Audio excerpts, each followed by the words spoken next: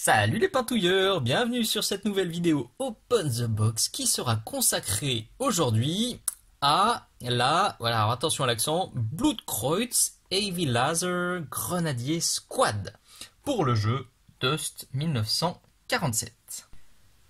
Si vous suivez ma chaîne, vous savez que Dust 1947 c'est mon coup de cœur figurinistique du moment.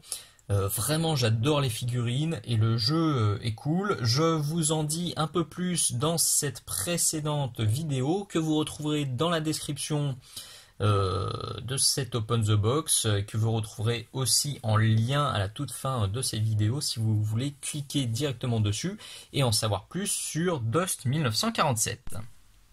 Avant de commencer, un grand merci à Amodrop Distribution pour m'avoir gentiment envoyé cette boîte et ces pitous pour que je puisse vous les présenter. Je l'ai déjà évoqué dans la précédente vidéo Open the Box. À l'heure où je tourne cette vidéo, on est en septembre 2020, c'est pas super simple de se procurer du Dust en France. Alors c'est en particulier à cause du Covid-19 qui perturbe fortement les réapprovisionnements et les moulages évidemment. Donc depuis quelques semaines là, que je me réintéresse à Dust, je papillonne sur les différents sites français ou internationaux qui proposent du Dust et je suis tombé sur Amodrop. Donc Amodrop c'est une boutique, c'est un site qui est basé en Italie, mais en tant que particulier, vous pouvez évidemment commander sur leur site et vous faire livrer en France. Donc ils proposent du Dust, ils proposent aussi pas mal d'autres gammes, donc n'hésitez pas à faire comme moi, à aller faire un petit tour sur leur site pour voir si vous trouvez votre bonheur. Je remets comme d'habitude le lien dans la description de cette vidéo. Aujourd'hui je vous présente donc cette boîte de 3 pitous lourdement armurés et lourdement armés. On voit qu'ils sont pas là pour faire dans la dentelle ou pour enfiler des perles. On verra les caractéristiques sur les cartes, mais là c'est du lourd, ça doit taper fort. Donc la dernière fois je vous ai présenté des figurines pour le bloc SSU, là on est pour le bloc de l'Axe, dont je vais vous reparler très rapidement. Référence AX236, cette fois-ci on est sur des figurines qui sont déjà sous-couchées. Je l'évoquais déjà dans la précédente vidéo. Les figurines, vraiment sur la première version de Dust, donc Dust Tactics, étaient toutes sous-couchées. Et c'est un peu ce qui m'avait fait fuir, parce que à l'époque, la qualité de la sous-couche me plaisait pas. Donc là, je sais pas du tout ce que ça va donner. Vous voyez, la boîte, je l'ai pas encore ouverte, mais j'ai voulu refaire un essai. Même si la gamme est progressivement en train de passer sur du non sous-couché, voire du non assemblé, on peut avoir les deux. On peut avoir assemblé sans peinture ou non assemblé sans peinture. Il y a encore beaucoup de références qui sont disponibles uniquement en version sous-couchée. J'ai voulu tester. On va voir en ouvrant la boîte si c'était une bonne ou une mauvaise idée. Donc là, c'est vraiment de la découverte. Sur la boîte, on est vraiment sur ce que je vous avais déjà présenté. C'est très simple. De la boîte carton avec juste quelques autocollants collés dessus pour pour détailler ce qu'on a à l'intérieur. Juste avant d'ouvrir la boîte, je vous fais quand même une petite parenthèse fluff.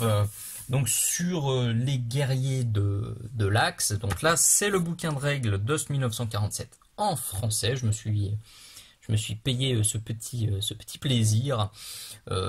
Mais si vous voulez pas acheter le livre, je vous rappelle qu'il existe en français, totalement gratuit et téléchargeable sur le site de Dust 1947. Le lien dans la description, évidemment.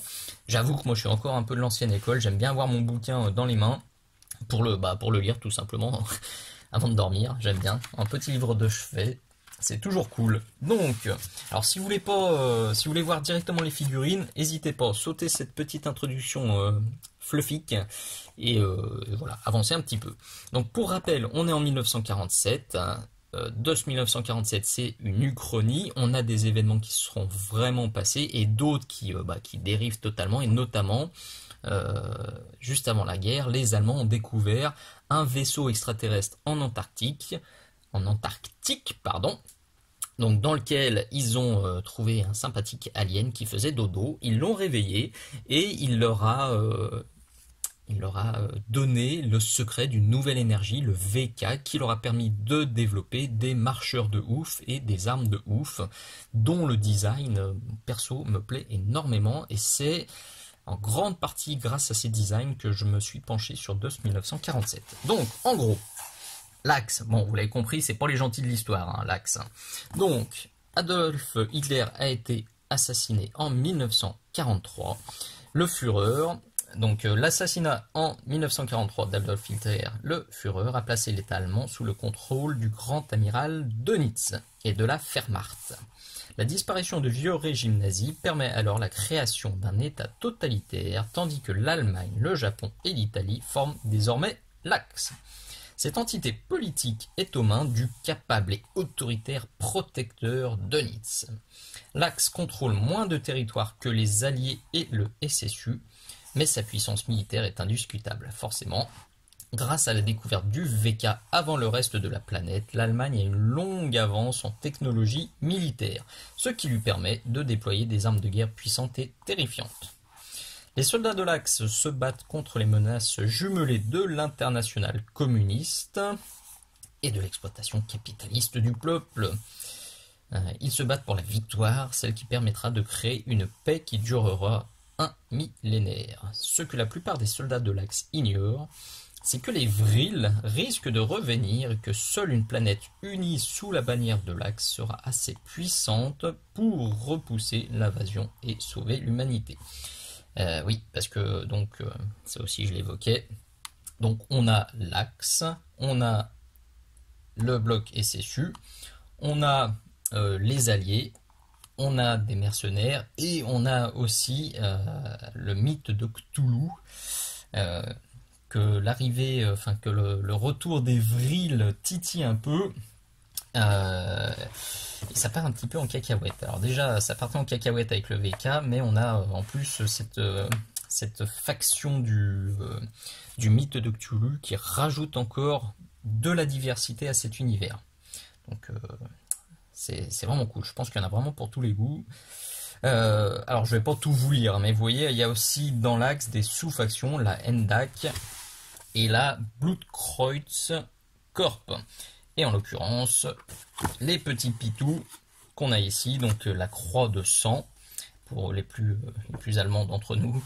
Donc oui, le logo, il est là, et les figurines qui nous intéressent, transition parfaite, elles font partie de cette fameuse Blutkreuz. Allez, voyons maintenant le contenu. Donc ça s'ouvre par là-haut. Hop. C'est bon, tout est là. Du papier bulle, ça c'est cool. Avec les figurines d'os, pour le coup, on n'est jamais déçu. Tout est super bien protégé. On n'a rien qui arrive à éclater et ça fait vraiment plaisir. Ils font un bel effort sur l'emballage et c'est tout à leur honneur. Donc chaque figurine est dans un petit sachet individuel et on a la carte. Donc je prends le temps d'ouvrir tout ça tranquillement et je vous les montre. Voilà nos trois gaillards. Donc ça confirme que niveau armement, ils sont bien. Donc on a de l'armure vraiment costaud, avec un max de détails, du gros pétoire. C'est renforcé, de la plaque d'armure de partout, des rivets dans tous les sens, du câble pour s'amuser sur la peinture. C'est vraiment une jolie figurine. Ça, pour s'amuser pour l'effet lumineux, ça va être cool. Ces figurines, vous les reverrez dans des tutos peinture très prochainement. Sûrement des quick tips. Ok, cool. Joli. Alors, il y a un leader, normalement. Bon, je vois pas de différence notable entre les trois figurines. Donc, je pense qu'on choisit un peu qui deviendra le leader. Parce que là, on a exactement le même haut de figurine. La seule différence, c'est les jambes. Et sur celui-ci, ouais, mis à part le fait qu'il est en train de courir, c'est le même équipement. Donc je pense qu'on choisit un petit peu son leader. Est-ce que les têtes peuvent s'enlever? Oui, les têtes peuvent aussi s'enlever, puisqu'il existe des têtes alternatives maintenant aussi. Donc ça c'est une bonne idée. Donc voilà, son pote c'est globalement le même. Cool. Cool, cool, cool. Alors niveau qualité, il y a quand même cette ligne de moulage, vous voyez là, qui m'embête bien sur le casque. Celle-là, faut avouer qu'elle est costaude. Et elle n'est pas super bien placée. Donc là, il y a un peu de taf de préparation. Là aussi, un petit peu de boulot. Le paquetage, ça va. Un petit peu sur le câble. Bon, ça reste de la très bonne figurine de jeu. On a une ligne là qui n'est pas très jolie aussi. Ça reste tout à fait acceptable. Ce que je vais faire, je vais essayer de les ponçouiller et je vais même essayer de décaper pour voir si j'arrive à enlever cette sous-couche. Elle est franchement très propre. Elle est beaucoup plus propre que celle des figurines de Tactics que j'ai à la maison. Donc c'est plutôt rassurant, je pense qu'on peut peindre directement dessus, mais vous me connaissez, je suis un peu perfectionniste, et comme je vais passer un peu de temps à retirer les lignes de moulage, de toute façon, la sous-couche, je vais lui faire du mal. Donc, écoutez, quitte à tester, je vais tenter un décapage en direct.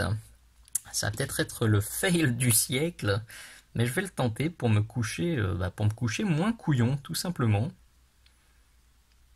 J'adore la position de celui-ci. Les figurines, elles sont vraiment massives, mais elles restent dynamiques. Et c'est valable même pour leurs marcheurs qui ont des positions qui sont vraiment sympas.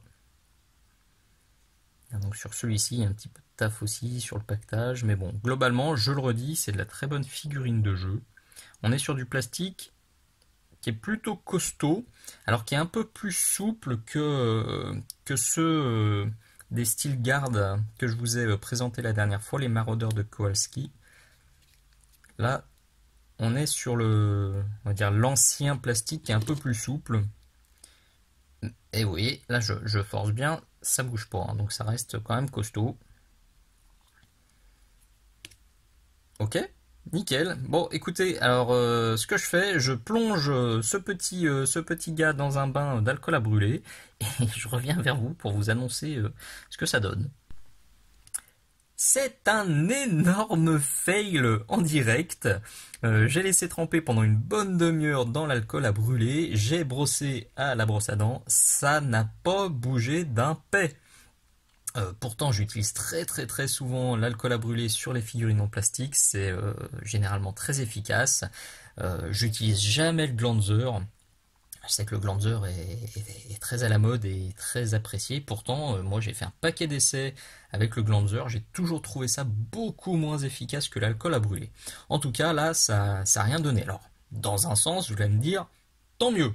Ça veut dire que leur sous-couche, elle est très solide et que pour tous les joueurs qui ont envie de jouer soit avec ces figurines-là directement, soit de juste reprendre quelques linings, quelques éclaircissements, et ben c'est super solide.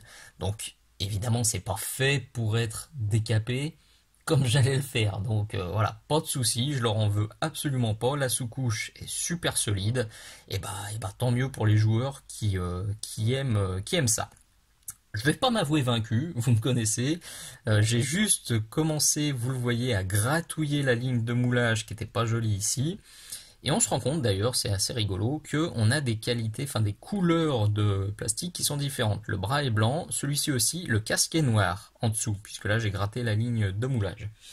Et je tease un petit peu un des futurs Open the Box. C'est vrai que j'ai commandé aussi des boîtes de figurines non assemblées et non peintes, et on se rend compte effectivement qu'on a des pièces de couleurs différentes. D'où aussi, je pense, leur idée à la base de sous-coucher les figurines pour que ça fasse moins patchwork. En tout cas, la préparation se fait vraiment tout seul. Le plastique est suffisamment solide avec du papier de verre grain 800 et des limes très fines. J'ai en une petite minute viré la ligne de moulage qui était là. Vous voyez, elle est encore en dessous.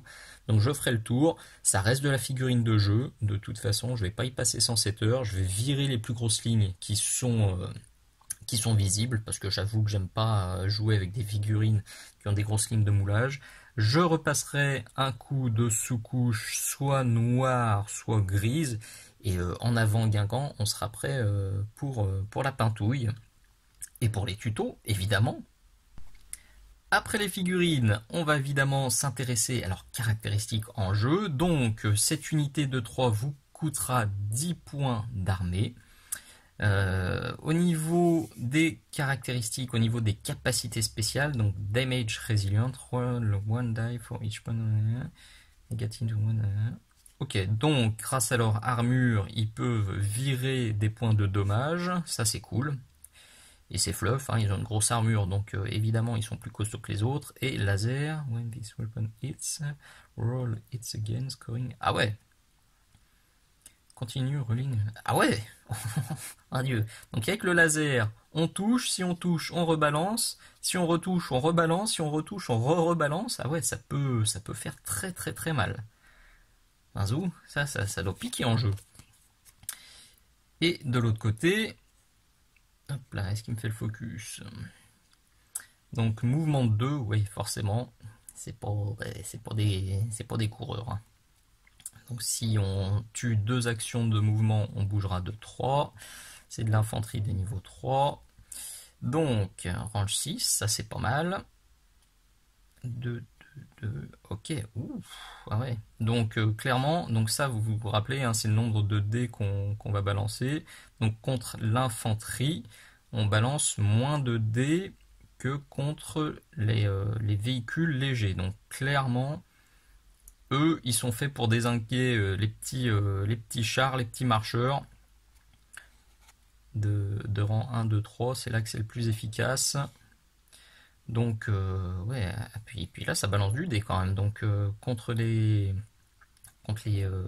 blindés adverses, ça peut faire très très très mal, surtout avec leur surtout avec leur laser qui permet de rebalancer. Ok, donc en jeu, c'est une belle unité. À mon avis, on doit la voir assez régulièrement sur les tables de jeu. Et nous voilà au bout de cette nouvelle vidéo. Vraiment de la jolie figurine, ça me plaît beaucoup beaucoup. Si vous me suivez, vous connaissez ma passion, mon amour pour les Space Marines. J'en ai peint beaucoup, il y en a beaucoup sur ma page Facebook, il y en a aussi beaucoup sur mon blog Minisocle. Parfois, j'ai envie de peindre du gars en armure, et c'est vrai que c'est les Space Marines qui me plaisent le plus, et ben là, clairement, je trouve une alternative avec ces grenadiers qui me plaît beaucoup parce qu'il y a du gain en armure, ok, mais il y a beaucoup plus de détails, donc je pense que je vais encore plus m'amuser que quand je peins des armures de Space Marine ou de Primaris qui sont évidemment un peu plus lisses et parfois un peu plus monotones à peindre. Donc des gains en armure comme ça, il y en a dans le bloc de l'Axe, il y en a aussi chez les Alliés. Que j'ai commandé parce que moi les gars en armure je kiffe, donc je vous les présenterai assez rapidement. Vous vous en doutez, des figurines Dust, on va en revoir pas mal sur ma chaîne et sur mon blog pour du Open the Box et pour de la peinture évidemment. Encore un grand merci à Amodrop Distribution pour ces figurines et un énorme merci à vous tous pour votre abonnement, pour vos mots sympas, vos commentaires, vos poutous, vos partages. La chaîne continue à grandir tranquillement grâce au bouche à oreille et ça fait vraiment très plaisir. Ça booste la motivation pour continuer à vous proposer du contenu de plus en plus varié. J'essaye de vous proposer des nouveaux formats, des nouveaux jeux pour que tout simplement qu'on s'ennuie pas et pour essayer de vous faire découvrir de nouvelles gammes, de nouveaux jeux et de nouveaux coups de cœur tout simplement. Merci d'être allé jusqu'au bout. Je vous dis à très bientôt. Ciao ciao.